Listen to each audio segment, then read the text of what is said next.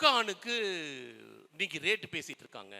ஏழைகள் சாப்பிடுற popcorn sir. நான் ஒண்ணே கேக்குறேன் சார், எல்லாரும் மொபைல் போன் வச்சிருக்கீங்கல்ல, தமிழ்நாடு வேட் ரேட்னு போடுங்க, ஷெட்யூல் வரும். 2007ல தமிழ்நாடு வேட் டாக்ஸ் வந்தது. அதுக்கு முன்னாடி தமிழ்நாடு ஜிஎஸ்டி, தமிழ்நாடு வேட் 20 வருஷத்துக்கு முன்னாடி இந்த சொல்றேன். இப்ப இருந்த அரசாங்கம் தான் அன்னைக்கு இருந்துச்சு.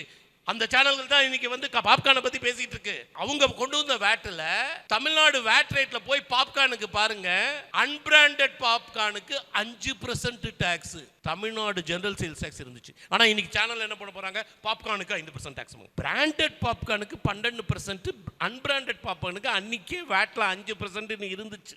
அதே இது ஸ்வீட் பாப்கார்ன் வரும்போது ஸ்வீட் ஆட் பக்கத்தில் இருக்கிற மாவட்டத்தில் ஃபைனான்ஸ் மினிஸ்டர் வந்தபோது பேசினாங்க. ஒரு பெரிய இண்டஸ்ட்ரீஸ் தான் பேசினாரு, பன்னுக்கு இந்த ரேட்டு, பன்னுல இருக்கிற கிரீமுக்கு இந்த ரேட்டுன்னு.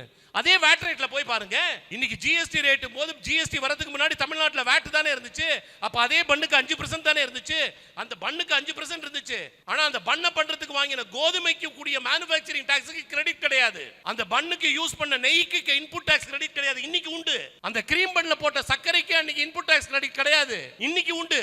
கிரெடிட்டும் கொடுத்ததுக்கு அப்புறம் அதே ரேட்டை மெயின்டைன் பண்ணும்போது ஜிஎஸ்டி லா வந்து மக்களுக்கு விலையை வந்து ஏத்தக்கூடாது. என்னங்க சொன்னாங்க, ஒரு பொருள் தயாரிக்கிறீங்க, இந்த மைக்கு தயாரிக்கிறீங்கன்னா இந்த மைக்க தயாரிக்கிறதுக்கு என்ன பொருள் எல்லாம் மைக்க தயாரிக்கிறவர் வாங்குறாரோ அதுல என்ன டாக்ஸ் எல்லாம் கட்டுறாரோ அந்த டாக்ஸை நீ விற்கும் போது ஜிஎஸ்டி லெவி பண்ணி கட்டின டாக்ஸை கழிச்சுக்கிட்டு மீதி டாக்ஸ் தான் அரசாங்கத்தை கட்டுனாங்க. அப்படின்னா என்ன அர்த்தம், பொருளை தயாரிக்கிற வியாபாரிகளும் சர்வீஸ் கொடுக்கிற தொழிலதிபர்களும் என்ன டாக்ஸ் கிரெடிட் கிடைக்குதோ அது பெனிஃபிட்டை அந்த கஸ்டமருக்கு பாஸ் பண்ற மாதிரி விலைய லாபத்தை ஃபிக்ஸ் பண்ணணும். அப்படி பண்ணினா இது ஒரு நல்ல ஒரு வரி, மக்களுக்காக பயன்படுத்தப்பட்ட வரி.